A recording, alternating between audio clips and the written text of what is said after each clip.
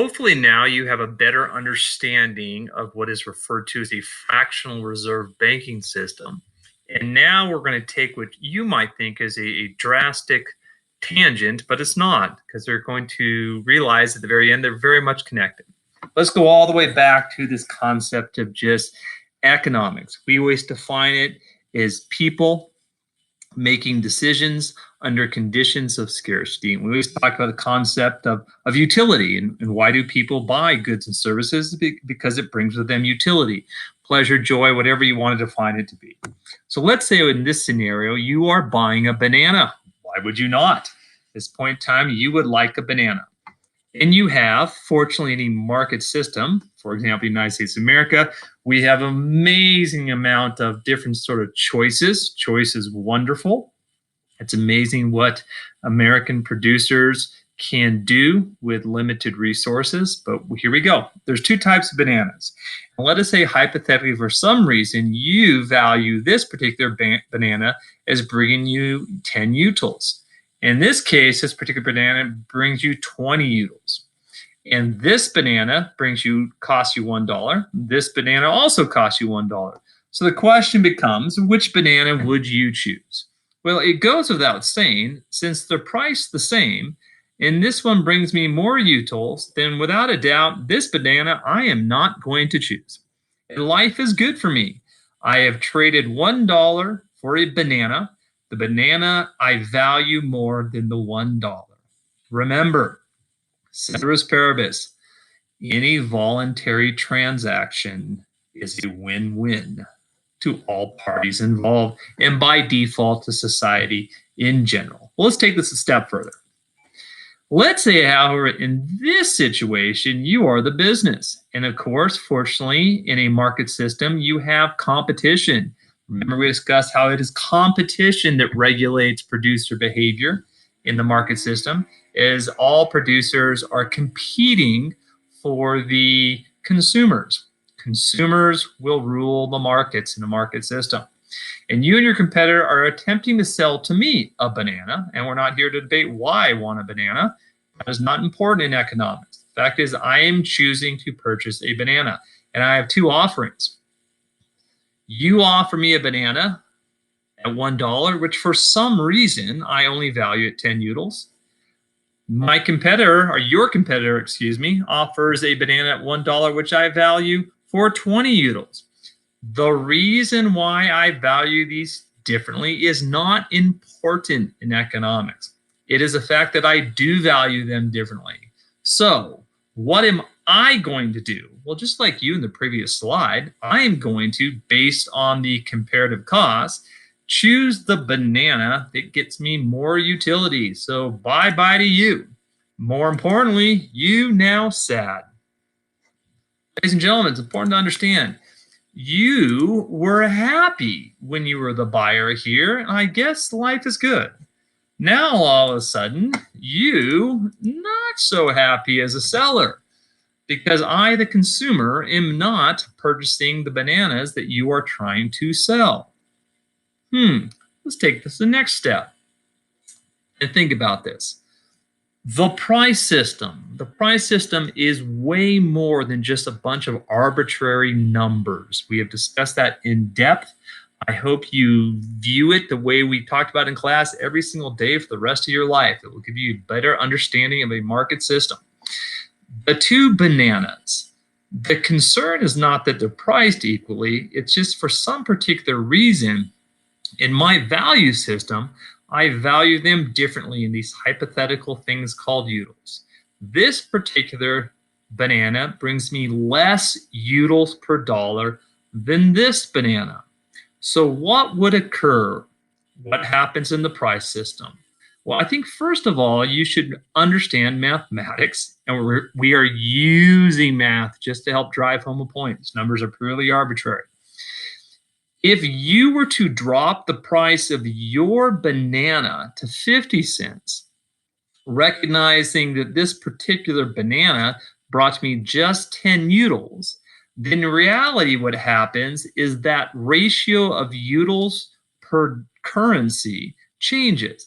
Now it sees 10 utils at a cost of 50 cents to me. which, through the laws of mathematics, is in theory equivalent to 20 utils per $1. For all you math students, 10 times 2 is 2. 50 cents times 2 is an entire dollar. I can, of course, multiply this by 2 over 2. That is just simply number 1. What now happens is in a price system is since for some reason this banana is valued lower, prices get pushed downward to be competitive with a banana that's simply valued more. Notice I'm using the word valued and I'm using the word price. We've always discussed economic calculation. And from the consumer's point of view, when I see the number, it kicks in to give for me my notion or value of my particular dollar.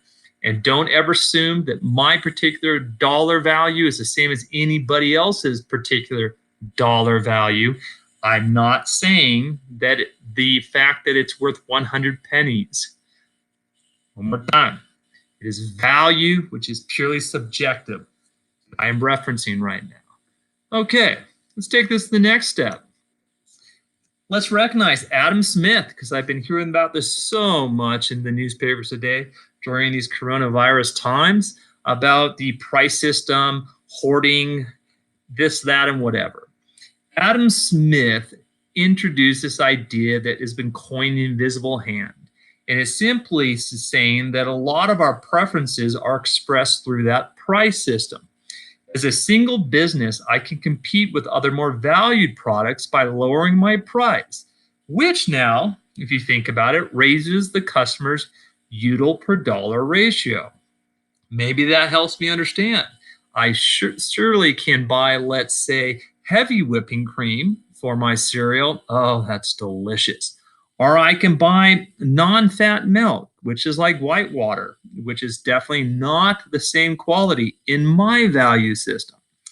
However, I do notice that the comparative costs in an equivalent unit, the non-fat milk might be cheaper. Wondering about this. So let's take it to the direction we're taking.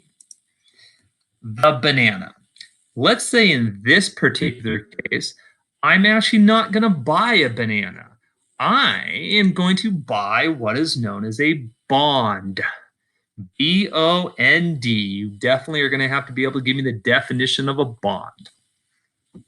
Why would I buy a bond? Well, the bond is going to cost me $100, and it's going to give me an annual return of 5%.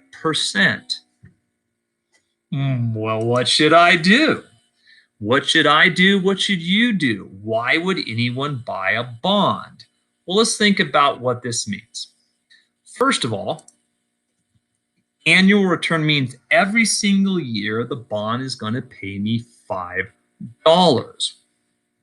And you're thinking, why would you do that? It's going to cost you $100. Well, the fact remains that when the bond matures, because every bond has a set time frame, 5 years, 10 years, 15, 20, 30, whatever you want to say as a number, I'm going to get back my initial $100. Now, I'm going to say my initial $100 investment because that is what a bond is. So who would sell a bond? Well, any particular entity that is trying to bring cash in might sell a bond, in which case for my $100 over a period of X years, they are going to have it. In return, they're just going to keep kicking me back $5 per year. And by the time it's said and done, they're going to give me back my entire $100. So whoever is the issuer of the bond, I will take a close look at. And I will say, well, do I think their idea? Who are these people?